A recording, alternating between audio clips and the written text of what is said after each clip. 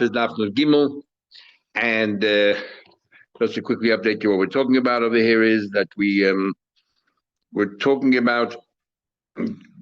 We're going through the different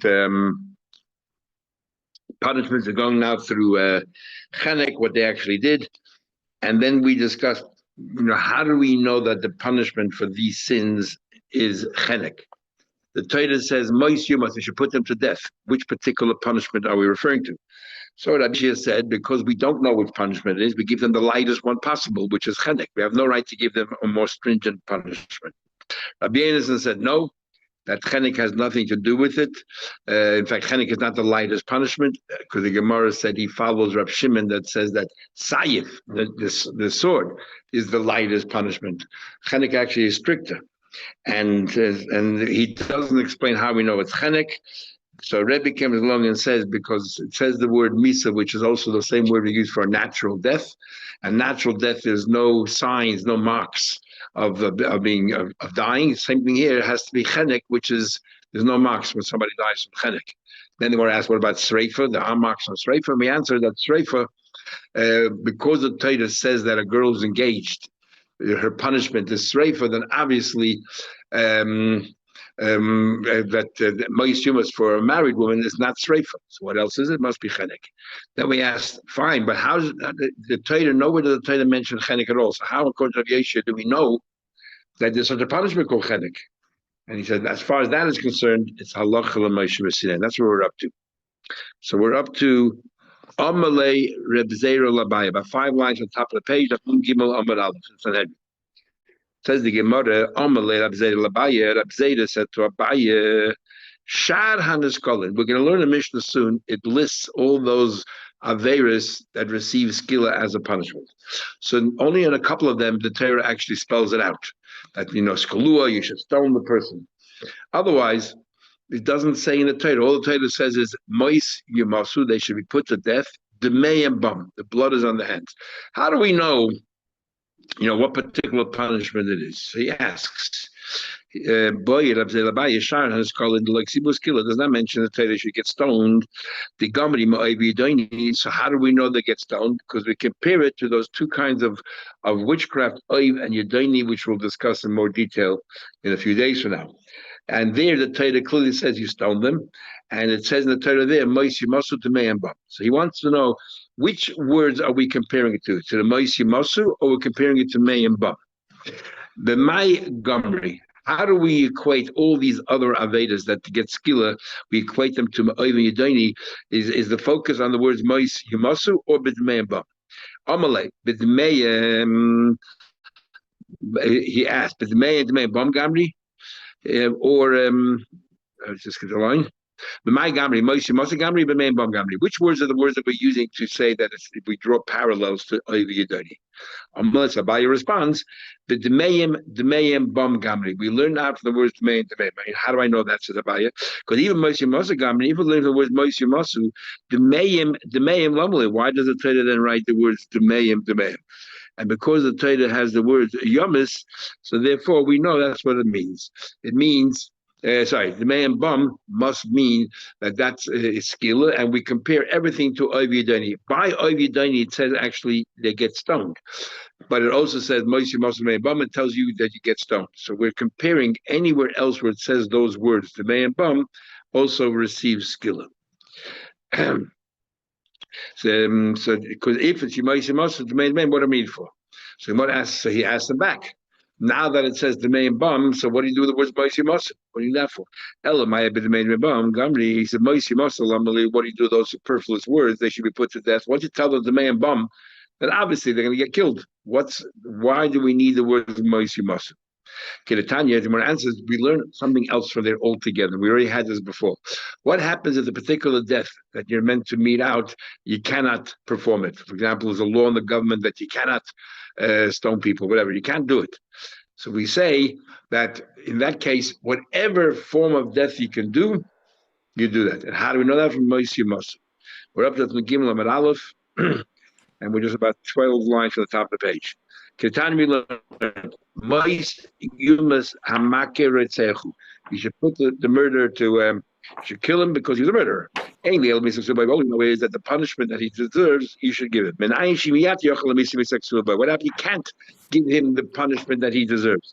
You cannot give him cherev. The example is that the law in the land you can't use. You can't decapitate people, even in the court.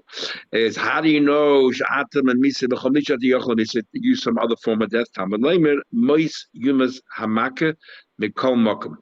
That you should. It says mois yumas double. First, you try to give him the death that the terrorist prescribes. If that doesn't work, you can kill him any other way, any other method possible. So the Gemara says, so Rab Zayda's question was, all those averas where it says the words moisi, masu, temei, and bum, we compare it to oivi yedoni, and we know that the punishment is stoning, skila. And he wanted to know, do we learn from the words moisi, masu, or is it the words temei and bum? So now the Gemara is going to ask, what's the difference? Okay, Abaye told him it's temei and bum, but what was bothering him? What's the difference? Why did he care which words we're using? I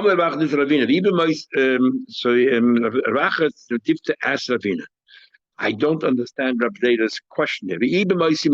Let's say Abaye would have told him he learned from Moisi Masa. Michael Kashle, what's bothering him? It sounds like that if it's Moisi Masa, I got a problem. So what is it? And Abaye told him, don't worry, it's the man bum. What's the problem with Moisi Masa? Elema, is it because we find those words in other places and we give them skill, and you have to wonder why giving them skill? What do you mean? Elema, is he worried about Eishazish that we learned before? A married woman, according to the Chachamim, a married woman gets chenek. If she was engaged and commits adultery, she gets skila. Now, by a married woman, the Torah says moisi masu, that the knife and effort they get killed, and therefore it's bothering him because if we're learning from the words moisi masu, why do we give chenek to an eishazish, to a married woman? She should get skila because moisi masu by oividoni is skila, and it says the same words here. That's what bothered him, perhaps. That he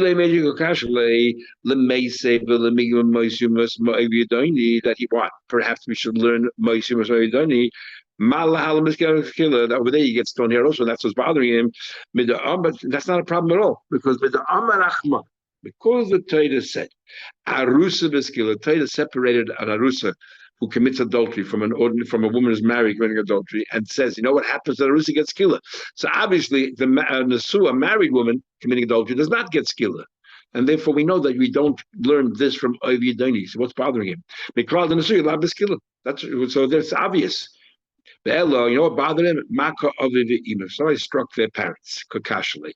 There the law is you get punished, you get chenek. And it says moisumus. Now if we're learning all the other skills from Oividani, you get skilla, and it's from the word Moisumas, and you strike your parents, you should also get skilla, not chenek. Let's learn from Oividani. Add the Gomini Oividani. So the Gemara says very simple. That's not a problem. So now you have two choices. By Eishes, it says Moisumas, and you receive chenek. By skilla, it says Moisumas. By Oividani, it says you get Moisumas and you get skilla. And now I'm looking at the pasuk that says you strike your parents, Moisumas, and I'm thinking to myself, which punishment should I give? So we already laid down a rule. You always give the lighter punishment. So Ad the Gomni Oividani, you want to live my Yudaini, but no, since we have an option to live my Yidish, you're not allowed to become stricter, you have to be more lenient. So what's bothering Zayda? You know what's bothering Zayda? Every pasuk that does not spell out skill, and we decided even skill anyway, because Moisumas, why don't you learn? And therefore, Abaye said, we don't learn from the words Marsumas, we learn actually from the words May and Bab. And that's what the Gemara says. Amalei Shana Skola Gufaika Kashi, Father, all other Niskola. Even Marsumas Gamri, we learn from Marsumas, Adi Gamri Mavianya, why are you comparing them to Agidani and Maskila? Legal Meshis and give them only Chenek. Now the Mishnah is going to list all those Avedas that the punishment is skilla, and then afterwards the future Mishnahs are going to go in detail and explain each one of these Avedas. So let's go through them. The following Avedas deserve skilla. Now, one of them is debauchery or immorality or arroyas, but not all the arroyas have the same punishment. different punishments that we learned before. A bas kohen gets sreifa, a girl with a father gets sreifa, a married woman gets chenek, adultery, an engaged woman gets skila. So there are different rules. So the following ones get skila. Habal aim, if somebody has relations with his mother, the al h's of his relations with his father's wife, his stepmother, not his biological mother. The alakala, a daughter-in-law, the al hazocher, and homosexuality, the alabeima, bestiality, the isha hamavias of hema, and if a woman brings the animal on her bestiality, she gets skila. Hamagadif, a blasphemer. Ha'ovid avoycham, who idol worshiper. Hanoisen mizare lemelech, someone that takes his child and gives it over to the melech. We'll see later what exactly it is. The melech is when it had two fires and you walk between the fires. We'll discuss it later. Ubal oiv yedani, we already had these two kinds of witchcraft. Oiv and yedani, we'll talk more about this in detail as well. Is a Shabbos. So this is interesting. You strike your parents, you get chenek. You curse your parents, you get a much stricter punishment. You get skila. And the simple reason would be is the only time you're I guess you're culpable of the aved of cursing your parents is if you also invoke Hashem's name. So it's like a double avera. You're using Hashem's name to curse your parents, and therefore the punishment is so much harsher. A girl that's engaged. Someone who tries to induce other people to do an avera. Mesis is one-on-one, and Madiach is if you convince the entire city to become idol worshippers. And a witch. Ben Saramura, that kid, the rebel, the glutton. Now he says something interesting. You can be doing one avera, let's say Aroyas, and really you can do one act and yet you'll have two avedas. For example, if someone has intimacy with his mother, Chayiv Aleh, how many avedas have you done? Mishum Ein, it's your mother, but she's also your father's wife. Mishum Eish is of your father's wife. And there's a third aveda most times. If your father's still alive, she's a married woman. Teresa says here the Mishnah is talking about the father passed away, so therefore there's no aveda here of a married woman. Rabbi Yehuda disagrees. He says, with your mother, you're only over one aveda with your mother. You're not over the aveda your father's wife. Only the mother. Why is that? We'll still see in the Gemara. If somebody has relations with his stepmother, not his mother, again, you did you did two avedas now. Of your father's wife, and that doesn't matter whether your father's still alive or not. She's always your father's wife. And Mishum Aisha's Ish, and the father's still alive, she's also a married woman, two avedas. As far as the father's wife makes no difference if the father's alive or not. Whether she's engaged or married, if your father only got engaged, so it doesn't matter. You still get the full punishment. Habar kalos, the same thing as if your daughter-in-law. If you have a relation with your daughter-in-law, you committed a sin of a daughter-in-law, and Mishum Eish. She's also a married woman if your son is alive. But as far as the prohibition of a daughter-in-law, makes no difference if the father is alive or not. Whether even if she's merely engaged to your son, it's already you didn't have there. Now, Tanya, we learned, so our Mishnah understood Rabbi Yehuda holds that if somebody consorts with his mother, he will be only able the aveda of consorting his mother and not his father's wife. In the Brisa, we're going to learn Rabbi Yehuda holds differently. Rabbi Yehuda holds that the only time we say that you're not liable as your father's wife is if your father shouldn't have married her. In other words, they're not technically married because they're living in sin. Now, we had before the definition of living in sin, we had a number of opinions. Almost we had like 4 opinions. But here, generally, we have 2 opinions. The Rabbanan say, if it's an Isser of Karis, for example, incest, then they're not married. Even though he gave her Kedushin, there's no marriage. You don't have to give a get or anything. But if it's a sin that's only Avera, for example, a lav, a kohen marrying a divorcee, it's a lav. But if they did, they're married. Or a kohen marries a convert, they're married. So according to Chachamim, that's considered a suitable wife. And if the person had a relation with his mother, who's in that situation, He'll be over the Aved of his father's wife. But Rabbi Yehuda holds according to the Raisa, like Rabbi Akiva, that says if they're living in sin, there's no marriage here. So if, for example, his father was a Kohen and his mother was a convert, that since they shouldn't be living together, they're not technically married, and because they're not technically married, if he consorts with his mother, he'll only be over the Aved of his mother. So according to the Brisa, the only time you're not over the Aved of your husband's wife is when we don't recognize their marriage at all. But the Mishnah holds, even if you do recognize the marriage, you don't get punished for being your father's wife if it's your mother. And the Mishnah we need to explain soon. First, the Gemara. Says the Gemara, Tanya, they were not suitable for each other. In a chayiv,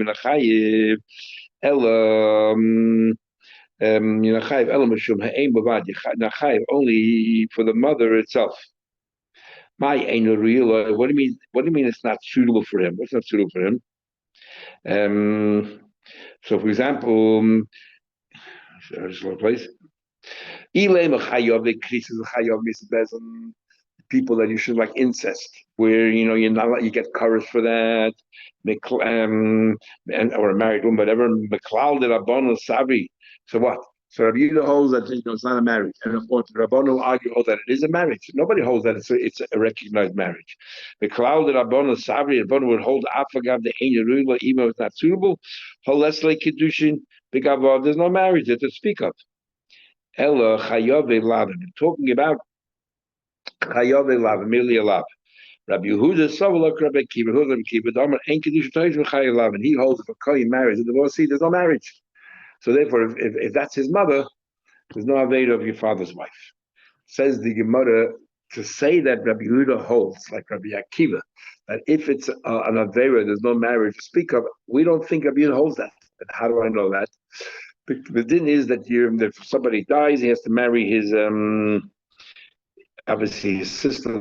Sorry, if somebody dies, leaves behind a wife with no children, then there's a mitzvah for the person who died, his brother, to marry. Law of Yibum. Or you have an alternative option, which is chalitza. You do chalitza. And what happens if your brother should never marry that person? Let's say she's a mamzeres. If your brother never married. So what happens now? The brother-in-law has a mitzvah to marry her? And we say no. If your brother was living, if Reuben was living in sin with this woman, then Shimon does not have to marry her, but he still has to give, if it's an Isser Lav, which means that they were married, but they shouldn't, but they were married, then the brother-in-law can marry them because of Avera, but it gives Chalitza. Now, why can't he marry the sister-in-law who happens, let's say, to be a Mamzeres? Don't we say the mitzvah asay pushes away a negative? So let the mitzvah Yibum push away the Avera of Mamzeres. So we say technically it does, but that only explains the first relationship they have, the first night. Anything after that, there's no mitzvah anymore. They can't live together. So we're worried if we allow them to live together even for one night, they'll continue living together. So the obvious question is, in every Yavam, you're not allowed to marry a sister-in-law. So how can a brother-in-law, when the brother dies, marry a sister-in-law? And the reason is because the mitzvah of Yibum pushes away the Avera of your sister-in-law. But why don't we say the same thing? Only the mitzvah is only the first night, and afterwards you're not allowed to. So they shouldn't be living together, and they shouldn't be living the first night because maybe they'll continue. There's a fundamental difference.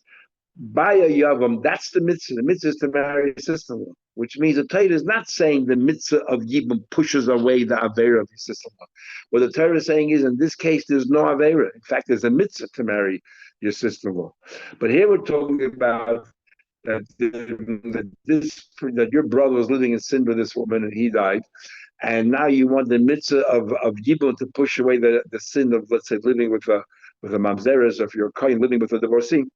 That we don't allow midrabanan. So because we're scared you live together after the first time. So what you do is you give chalitz. Okay. So the Brisa Isa mitzvah. If your brother was living with this woman and there's an Isser of a mitzvah or Isser kedusha, there was an Isser of kedusha. Now what exactly mitzvah of Isser kedusha? The Gemara will explain in a minute. Give chalitza. There's no yibum. Isser mitzvah. What's an example of Isser mitzvah? Shnias. Let's say your grandmother. Medivir Sefer. The prohibition of living with your mother's mother or your father's mother is only midrabanan. It's called shnias. The next step. And we call it Issa Mitzvah. Why is it called Mitzvah? I might call it Issa Mitzvah. Why is it called Mitzvah? Shemitzvah l'shmei Chacham. It's a mitzvah to listen to Chachamim, to heed their words.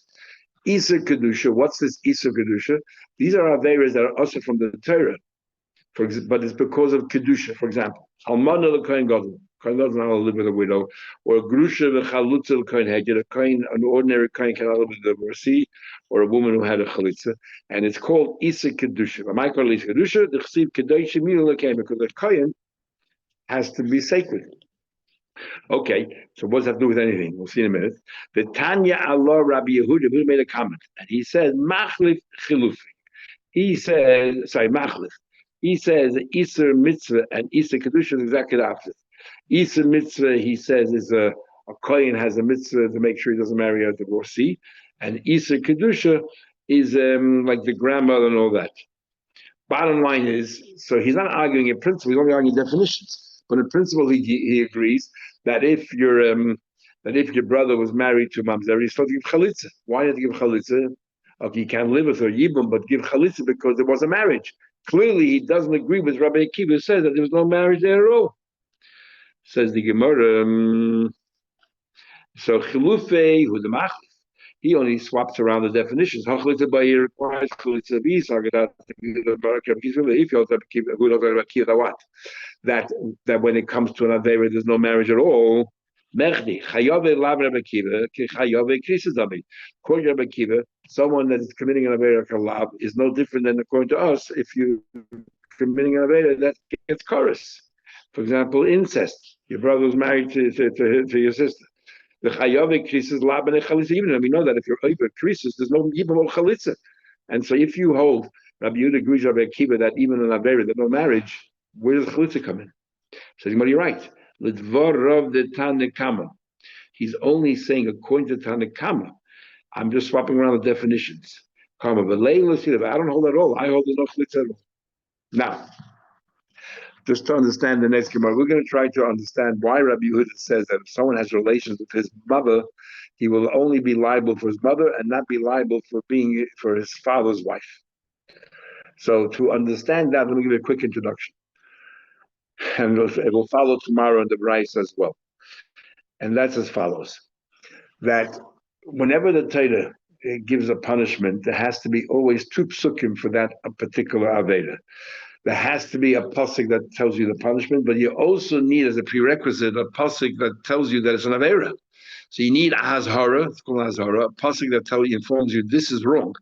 And then another pasuk tells you what the punishment is. Sometimes it's clear, sometimes we learn from Xer Shabbat. That's number one. Number two, in Parshas Achrei, we have the warnings. We read it in Yom Kippur. And then in Kedoshim, it tells you the punishments if you don't behave, regarding the warnings of debauchery and immorality. So, just before we learn, there's a pasuk that says the following. It says in Achrei, first it says, Ervas of Vicha. It says three things in the pasuk. Erva of your father, the ervas imcha, the erva of your mother, leisegala, you shouldn't reveal, imchi, it's your mother. Leisegala, don't reveal her erva. We're going to have a big machlekes between, as we'll see soon, between Rabbi Yehuda and the Chachamim. What does ervas avicha mean? Rabbi Yehuda says ervas avicha means your father's wife. So the erva of your father's wife, whether she is your mother or whether she's your stepmother, either one is an avera. And then the pasuk says ervas imcha, the erva of your mother. You shouldn't. So who's that? If we already covered your mother or your stepmother, who else is there? There's a third case. Your mother, but she's not the wife of your father. Well, how's that possible? Because she was raped. She was raped. So therefore, this is your mother who is not your, but not your wife, your father's wife. So that's what imcha. And then it says, and you'll be punished. Sorry, it's wrong because imchi, she's your mother. What does it mean by imchi, she's your mother? We said before that one of the examples is a stepmother. What's going on here? So we'll soon see. However, Rabbanan say, ervas avicha means literally homosexuality with his father. Ervas avicha doesn't talk about the woman at all. Ervas imcha is when we start introduce the woman, your mother. Okay, and this has a lot of bearing on what we're talking about. So Rabbi Yehuda says, if somebody consorts with his mother, you're only liable for the fact that it's your mother and not for your father's wife. So if you did it by mistake and you have to bring a karban chatas, you only bring one karban chatas. According to the Rabbanon, if your mother is your father's wife, you bring two karban chatas because you did two averis, mother and father's wife. So now we're trying to understand where does Rabbi Yehuda coming from. Says the Gemara. Ki also Rabbi Yitzchak Kiritnan, when Rabbi Yitzchak came along, he learned exactly in the Brisa, exactly what he says in the Mishnah. Rabbi Yehuda Omer Ein Chayiv Elam Shuma Ein Rabbi Yehuda says Yechayiv only because of the mother. The time of my why? What's Rabbi Yehuda's logic? Amar Rabbi Bakra says the pasuk Im Chahi. Why does the Torah have to stress this is your mother? The Torah says the erba of your father, the erba of your mother, and then it says you shouldn't reveal because this is the erba of your mother. Why does the Torah highlight the erba of your mother? To tell you that you're only going to be over the sin of being of her being your mother, rather than also as your father's wife. That's what he learns it from. You're chayiv because your mother, not because your father's wife. Elmiyat has a more question. According to this, the pasuk says the next pasuk says the following. It says in the next pasuk, the erba of your father's wife, you shouldn't have it, it shouldn't expose. And the pasuk concludes, ervas of vichi.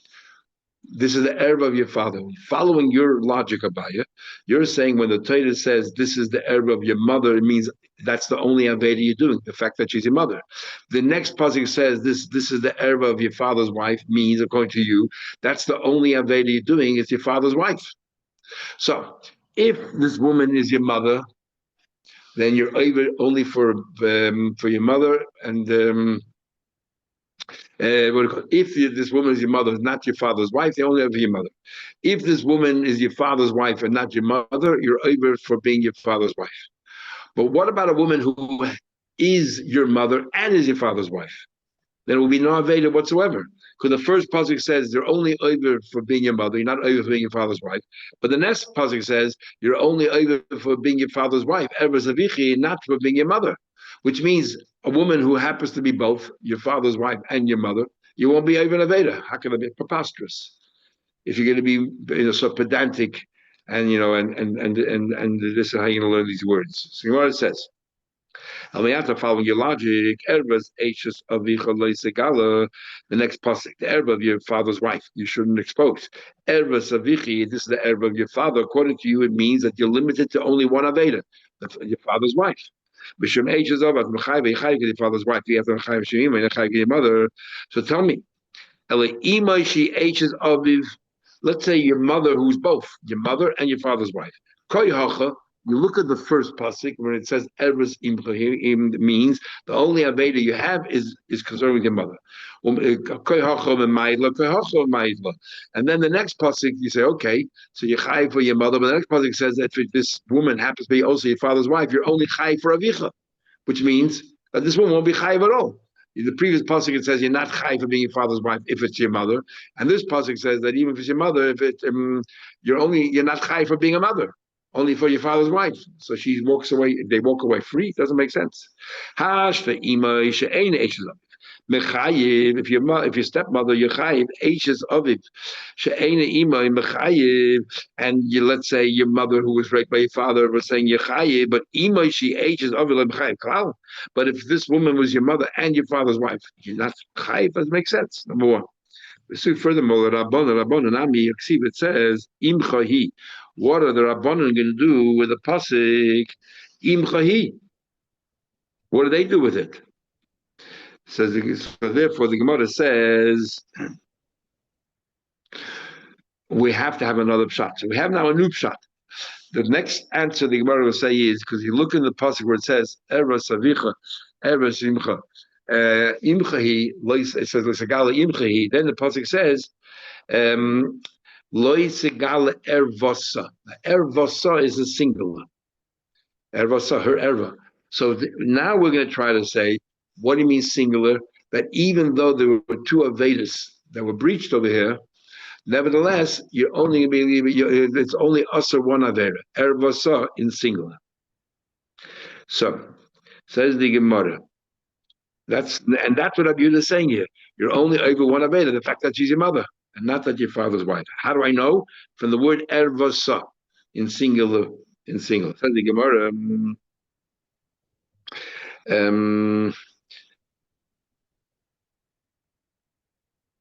Ella, sorry, before we go to that, Ella, ahu, you know what we do with the word imcha? Now that the Gemara rejected Abaya, we say that we're using imcha for something else. You know what we do with imcha? Ella, ahim, boiler. You know what we need it for? Look at the Rav Shisha Bereya Dravida. We need it for the Rav Shisha Bereya Dravida says we'll use it later to tell you that your mother also, that a mother who was raped gets, and you consort with her, you get punished with skillet, as we'll see later from the word imchehi, we'll see tomorrow.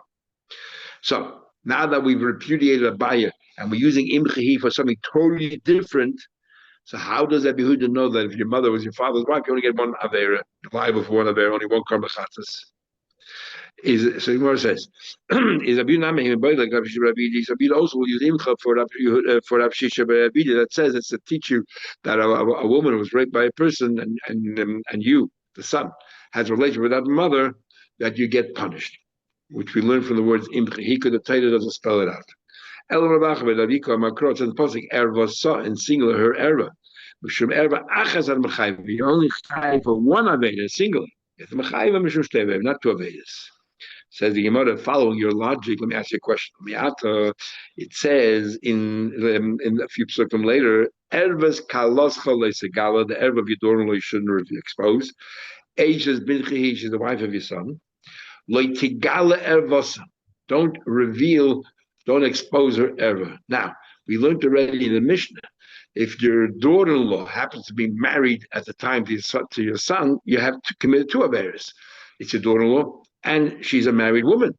But according to you, ervasa is a singular, then you should only be liable for one. And yet our Mishnah clearly says they're liable for two. And the problem is that he doesn't argue. It sounds like everyone agrees you're liable in this case too, but what about ervasa? Says the Gemara. Elamiat, according to you, ervas kalos v'sigala eich binchi v'sigala bosa. Achinami true. Shem erva achad v'chayvet v'chayvet mishustei reis only did one aveda. But now we learned in the Mishnah about kalos. If somebody relates with his daughter-in-law, chayvet l'mishum kalos chayvet with his daughter-in-law, umishum eich is ish, and she happens to be also a married woman, two avedas. Bein b'chayvet b'rei lach misem. As far as the daughter-in-law is concerned, even if let's say your husband, your son passed away, she's still a daughter-in-law. And you're still chayiv. But like public Rabbi Yehuda doesn't argue, he agrees that the two averes. So, but what are you going to say? Elikiva dechad gufihi, your whole diuk, your inference from the word ervasa that's only one aveda is wrong. You know why it's ervasa? Because it's one person. We're not calculating the avedas, we're talking about the person. If somebody had a relation with his mother, ervasa, you exposed her erva because she's one person. The pasuk is not out to tell you how many avedas she did. So therefore the question goes back, where does Rabbi Yehuda learn that if you consort with your mother as your father's wife, you only need one aveda? You should get two. The Chalgufu, I've got to say soon, two avedas, ervasa. Elamarava. So Rabbi comes back and says the following. I agree with Abaya. And this is how Rabbi says. That pasuk, Ervas Avicha, is broken down into three parts. First, it says Ervas Avicha, the erva of your father. And like Abaya, I agree with Abaya, it means the wife of your father. But the wife of your father can be your mother, it can be your stepmother. The next part of the pasuk says Ervas Imcha, the erva of your mother. Who we're talking about now? We already mentioned your mother before. So this must be talking about a mother who's not your father's wife. In other words, she was raped. And then the pasuk says, don't expose it, because imchahi, she's your mother. So we're going back to the beginning of the pasuk, and we're coming to limit. The beginning of the pasuk is very expansive. Your stepmother, your mother. Now the Torah says imchahi, that we're going to limit that if in the case where it's your mother, you'll only be liable for your mother, because imcha is coming to limit that which the beginning of the pasuk started, and according to the Chachamim, the pasuk never spoke about the wife or the father. Ervas Avicha means homosexuality. It's only according to Rabbi Yehuda that he understood that Ervas Avicha means the father, your father's wife. So according to Rabbi Yehuda, your father's wife. So then, which means your mother or stepmother. So when it says later on, the Emchi is coming to limit that. Says Rabbi. That's your father's wife. How does he know? Maybe it means homosexuality. How does he know it means your father's wife? He will learn it from a pasuk in Parsha Kedoshim where it talks about the punishment, and we'll see tomorrow in the Brisa how it works. Umashma, so he learned the first part of the pasuk is Beinesh Lavish, Ima Beinesh Lavish Einima. Whether it's your mother or stepmother, same thing. Ima she'enu Ezer, what about your mother who's not your father's wife? No, but she was raped. Minayin, that's the next part of the pasuk. Then it says imchahi. What's he saying now? The Torah is reiterating what's he saying here. Mishum imoy after mechayvay. The after mechayvay shemeish is obvious. It goes back to the beginning of the pasuk. Your father's wife. If it's your mother, you'll only be liable for being your mother. And that's what Rabbi Yehuda is saying. Tomorrow the Brisa will spell out the Shabbat or the Psukim to explain all of this. Okay, have a good luck, everybody. Shuvah Tov.